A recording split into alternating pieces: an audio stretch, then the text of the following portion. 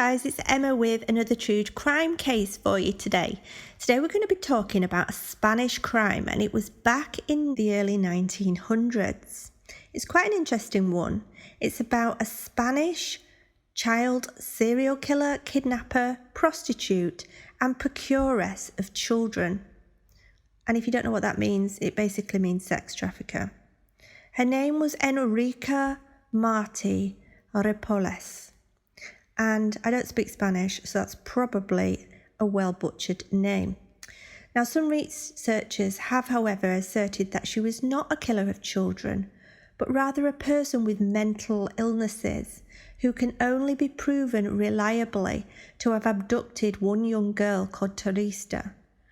They also contend that the black legend that is attributed to her could not be demonstrated. But we're going to be talking first of all about her upbringing and where she lived and how she grew up. So let's get into the backstory. In her early life, Enriqueta was born in Spain in 1868. As a young woman, she had moved from her hometown to Barcelona, where she'd worked as a maidservant and then a nanny, and soon turned to prostitution when she needed the money so desperately to survive. She worked as a high-class prostitute in a good brothel in 1895, and then married a painter named Joan.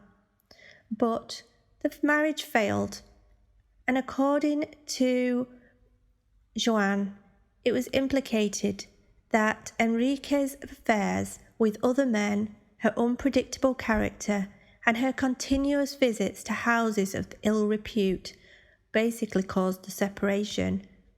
Now, the pair did reconcile and separated about 6 times in all.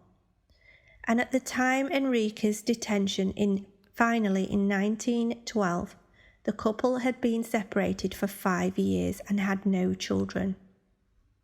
So let's get into how this all came about. In 1909, Marty opened her own brothel, which attracted some of the more affluent in Barcelona. Some of them had unusual desires, which she accommodated basically if they paid a little bit more. Some expressed a desire for children, and to accommodate them, she dressed as a pauper during the day. She frequented the poor parts of the city, where she came across unaccompanied children and abducted them to prostitute them out in her brothel.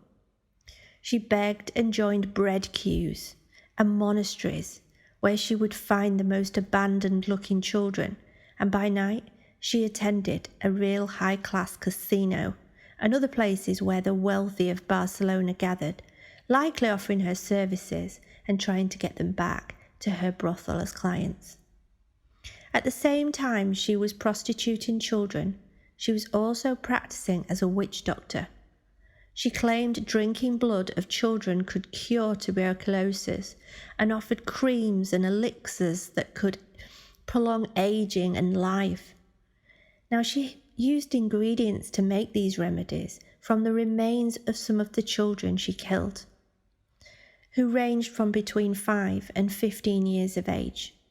She used blood, fat, hair, bones, and for this reason, she did not have problems disposing of her victims. The wealthy paid large sums of money for these remedies, hoping that they would look young forever, hoping that they would not catch tuberculosis, giving it to their families in order to try and protect them, and believing every word that Enrique Martí was saying. During the tragic week of 1909, when she was arrested at her flat on Barcelona's Carrer Minera, along with a young man from a wealthy family and accused of running a brothel that offered sexual services for children. Thanks to her contacts, though, with Barcelona's high society, using her services, she was actually never tried. Over the next 3 years, many children disappeared. But because these children were from poor families, the police investigations were next to nothing, very minimal, and any missing persons case was just not really looked into or taken too seriously. It is suspected that she kidnapped a large amount of children over the span of her 20 years, and she was finally arrested in her flat.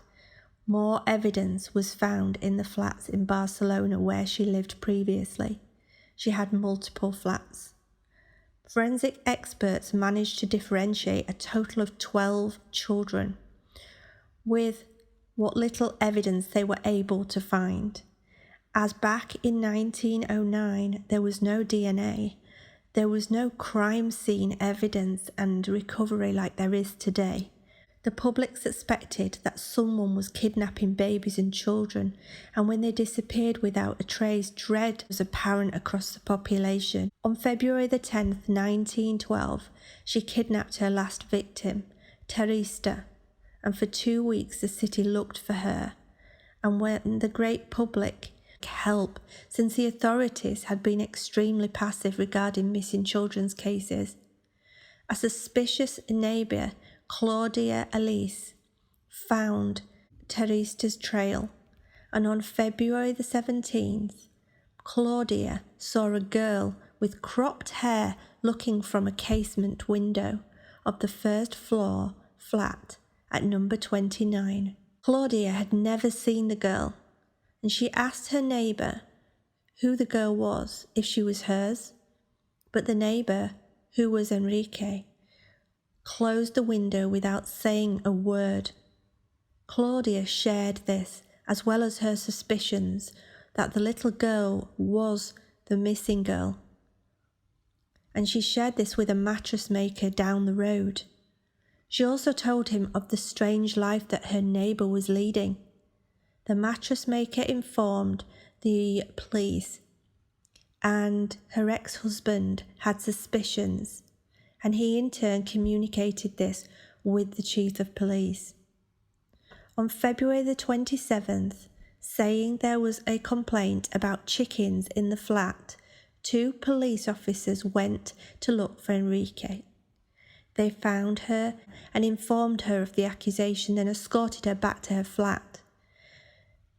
She proved to be surprised, but did not object when the policeman entered. 2 girls were found in the flat. One of them was Teresa, and the other girl was named Angelica. After making a statement, Teresa was returned to her parents, thank goodness. She explained how Enrique took her by the hand, promising her candies, covered her with a black rag, and forced her into the flat. Enrique cut her hair and changed her name, telling the child she no longer had parents and to call her Mama from then on.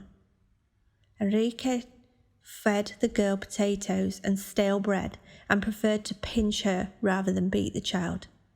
She was prohibited from going to the windows and balconies, as well as several rooms in the flat. Teresa told authorities that she was in the habit of leaving them alone all day and risked them exploring the rooms where they'd been forbidden from entering. When she did, she'd found a sack with girls' clothes covered in blood and a boning knife covered in blood. But she never left the flat unaccompanied. Angelita's declaration was more frightening, because she'd stated that before Teresa had arrived to the flat, there had been a 5-year-old boy called Pepito. Angelita said that she'd secretly saw and kill him on the kitchen table.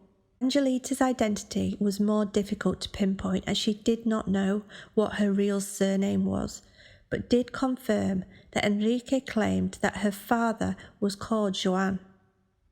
Marty maintained that Angelita was her daughter by her estranged husband, Joan. He appeared back to the judge and declared that he'd not lived with Enrique for many years and had no children, and that he did not know Angelica and where she came from. Eventually, Enrique claimed that she had taken the girl as a newborn from her sister-in-law. The lies continued. She said that she'd taken the child as a stillborn from her sister-in-law after telling her that the girl was a stillborn. Enrique was detained and jailed. During the second inspection of the flat, detectives found the sack with the bloody clothing and the knife. They also found another sack with dirty clothes and at least 30 small human bones. The bones showed evidence of being exposed to fire.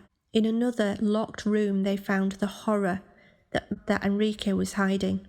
In it, there were 50 pitchers, jars, wash bowls with preserved human remains, greasy lard, blood, children's hair, skeletons, powdered bones, and pots with the potions ointments already prepared for sale. Investigators also went to 2 more flats where Enrique had lived, a flat in the Carreteras, a third in the Carapicneras, and another little house in Sants. In both of them, they found false walls, human remains in the walls and ceilings. In the garden of the house, they found a skull of a 3-year-old child and a series of bones that corresponded to 3, 6, and 8-year-old children. Some remains still had pieces of clothing whose condition indicated that Enrique had habitually kidnapped children of impoverished families and with insufficient means to look after their children. And then, with further investigation, it revealed more housing, more flats, and they found more remains, more vases, jars, as well as books of remedies. In Marty's flat, they found curious things: an ancient book with parchment covers, a book of notes with handwritten recipes, a package of letters and notes written in coded language, and a list of names of families and poignant figures in Barcelona. And these were believed to have possibly been rich paying clients at her brothel, and that because of their wealth she would not pay for the crimes of paedophilia, or for them to buy the human remains to treat their wealth. Police tried to stop the list from leaking with their names on it, but rumours abound, and it was a client list of doctors, politicians, businessmen and bankers, with events of the tragic week in their minds and now linked to a serial murderer. And fearing riots, authorities calmed the public in the newspaper articles explaining that the list contained the names of people that she had begged from and that she had tried to swindle money from with lies. She was imprisoned to await trial. She tried to commit suicide by slashing her wrist with a wooden knife. The public wanted her to face an execution. Prison authorities made it known in the press that measures had been taken to ensure that she would not be able to kill herself. The public was in uproar. She was tried for her crimes. She died a year and 3 months after her arrest at the hands of the prison mates.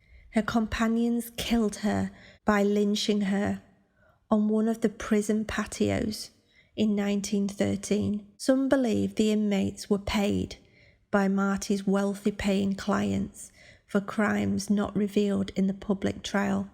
However, her death certificate gave cancer as her cause of death.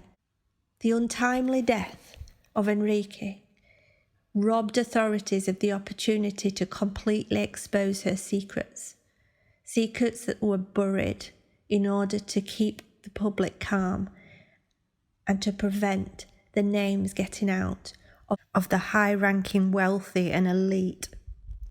Well, that was just another terrible crime from the early 1900s, something that we don't always come across on YouTube when we're scouring true crime. I always try to cover things that you might not have heard of or seen before, and if you have, it's probably not always highly publicised. Well, thanks for listening, guys. I'll be back with you again soon. Please, if you haven't already subscribed, press the subscribe button and press like. If you want to comment, just leave a comment below. That'd be great. Okay, thanks, guys. See you soon. Bye.